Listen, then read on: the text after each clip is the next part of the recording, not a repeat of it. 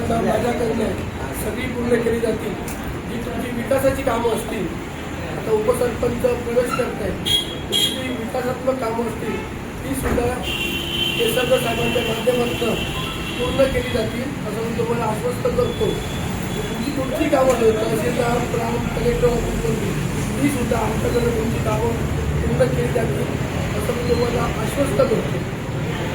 मी तुम्हाला सांगतो, जर तुम्हाला काही सूचना करायची असतील आम्हाला, आम्ही तुमच्या पक्षात प्रवेश करतो आणि ह्या आमच्या काही कामं आहेत, काही अटी आहेत, असं आहे तसं आहे, तर तुम्ही आता बोला. बाहेरनं कुठे चर्चा नको.